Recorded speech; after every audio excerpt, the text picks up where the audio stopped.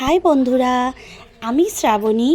আমার আবার একটা নতুন ভিডিওতে সবাইকে অনেক অনেক ওয়েলকাম।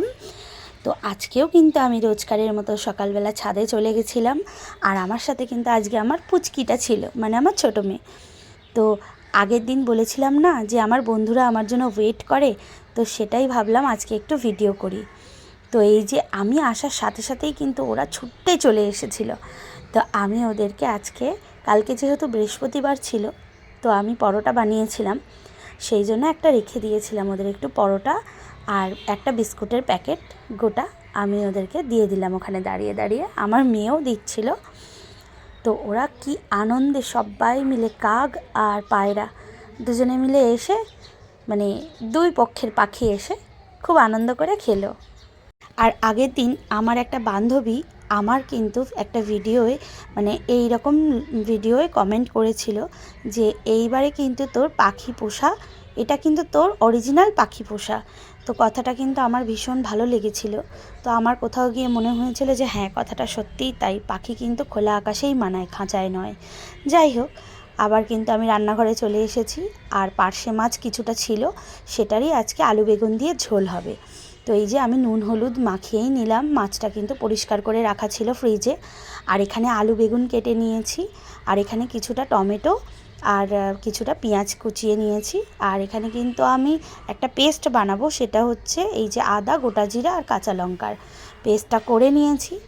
আর এই যে আমার মা কিন্তু শাক বসিয়ে দিয়েছে এখানে, এটা হচ্ছে বেতো শাক, আলু বেগুন দিয়ে বেতো শাক ভাজা। কড়াইটা কিন্তু খুব ভালোভাবে গরম করে নিয়েছি, তারপরে তেল দিয়েছি, তেলও গরম হয়ে গেছে। আমি কিন্তু মাছগুলোকে ছেড়ে দিলাম। তো আমি দু পার্টে ভাজবো, প্রথম পার্ট কিন্তু দিয়ে দিলাম।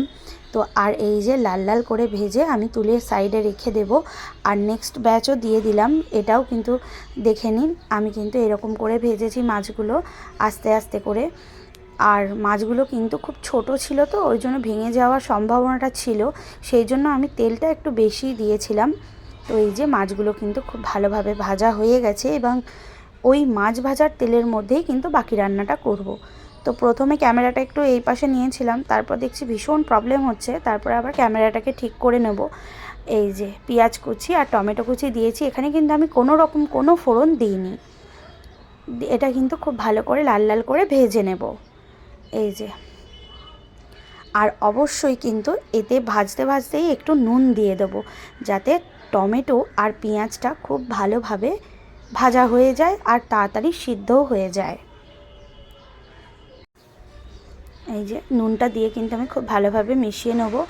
আর এই যে টমেটোর কালারটা আর পেঁয়াজের কালারটা একটু সামান্য চেঞ্জ হয়ে এসছে, তো চেঞ্জ হওয়ার পরেই কিন্তু আমি আলু আর বেগুনটা দিয়ে দিলাম, দিয়ে খুব ভালোভাবে মিশিয়ে নেব এবং একটু ভাজা ভাজা মতো করে নেব। বেগুনটা আরেকটু পরে দিলেও হতো, কিন্তু বেগুনটা আমি একসাথে দিয়ে দিয়েছিলাম কারণ আমার একটু তাড়াহুড়ো ছিল, তাই জন্য। তো আলুটা প্রথমে দিয়ে বেগুনটা একটু লাস্টে দিলেও, মানে একটু পরে দিলেও হবে, আলুটা একটু ভাজা হয়ে এলে তারপর বেগুনটা দিলে হবে। তো আমি সব একসাথে দিয়ে আমি কিন্তু খুব ভালোভাবে মিশিয়ে নিয়েছি। আবারও এই যে খুব ভালোভাবে কিন্তু এটা ভাজা হয়ে এসছে। আমি কিন্তু একটু চাপা দিয়ে দিয়ে রান্না করি, তাতে কিন্তু খুব সুন্দর ভাজাও হয় আর সিদ্ধও হয়ে যায় খুব তাড়াতাড়ি। আমি কিন্তু এখানে হলুদ গুঁড়ো দিয়ে দিলাম, আর যে পেস্টটা বানিয়েছিলাম আদা, কাঁচা লঙ্কা, গোটা জিরার, সেটা কিন্তু এখানে দিয়ে খুব ভালোভাবে মিক্স করে নেব। এটা কিন্তু একদম একটা সিম্পল রান্না, ভীষণ টেস্টি হয় খেতে। যাদের শরীরে প্রবলেম হচ্ছে, মানে শরীর খারাপ করছে, বা এমনিও মানে সব দিন মাছ মাংস খেতে তো ভালো লাগে না, একটু ডিফারেন্ট খেতে ইচ্ছা করে, তো সিম্পলের ওপরে টাইম হাতে না থাকলে এই রান্নাটা কিন্তু ভীষণ তাড়াতাড়ি হয়ে যায়। তো এই যে আমি কিন্তু একটু ভালোভাবে ওটাকে হাই হিট করে একটু সুন্দর করে নাড়িয়ে নিয়েছি, যাতে কাঁচা গন্ধটা যেন না থাকে রান্নায়। এই যে খুব ভালোভাবে কিন্তু আমার মেশানো হয়ে গেছে, আর কাঁচা গন্ধটাও কিন্তু চলে গেছে। তারপরে কিন্তু মিক্সি ধোয়া জলটা দিয়ে দিলাম। আর আমি যেরকম ঝোল খাবো, মানে আমার যেরকম ঝোলের প্রয়োজন, আমি কিন্তু সেরকমই জল এখানে অ্যাড করেছি। আর অবশ্যই কিন্তু ফোটার আগে নুনটা চেক করে নিতে হবে, তাহলে যদি নুন লাগে অবশ্যই নুনটা অ্যাড করতে হবে। এই যে ফুটে উঠেছে কিন্তু খুব সুন্দরভাবে ঝোলটা আমার। আর আলুগুলোও কিন্তু আমি দেখে নেব সিদ্ধ হয়ে গেছে কি না। তো এই যে আলুগুলোও কিন্তু খুব ভালোভাবে সিদ্ধ হয়ে গেছে। এবার কিন্তু আমি মাছগুলোকে আস্তে আস্তে এখানে অ্যাড করে দেবো। তো বন্ধুরা, আমার যদি ভিডিও ভালো লেগে থাকে একটা লাইক কমেন্ট করে পাশে থাকবেন, আর সাথে থাকবেন। নতুন আর পুরনো বন্ধুদের সবাইকে অসংখ্য ধন্যবাদ আমার সাথে যুক্ত হওয়ার জন্য। তো এইরকমভাবেই আপনারা সবাই পাশে থাকবেন। আর আমার সবথেকে প্রিয় কাজটা ধনেপাতা দেয়া, আমি সেটাও করে নিলাম। ধনেপাতা দিলে একটু ঝোলের গন্ধটা একটু খুব সুন্দর আসে, সেই জন্য আমি কিন্তু ধনেপাতাও এখানে দিয়ে দিলাম। দিয়ে খুব ভালোভাবে মিশিয়ে নেব আর একটুখানি ফুটিয়ে নেব। তো বন্ধুরা, আমার ভিডিও কেমন লাগলো জানাতে কিন্তু একদম ভুলবেন না, অবশ্যই আমাকে জানাবেন। আর কে কী রেসিপি দেখতে চান নিশ্চয়ই আমাকে সেটাও বলতে পারেন, আমি করে দেখাবার চেষ্টা করব। এই যে আমার ঝোল কিন্তু কমপ্লিট হয়ে গেছে, আমি এবার এটাকে নামিয়ে নিয়েছি।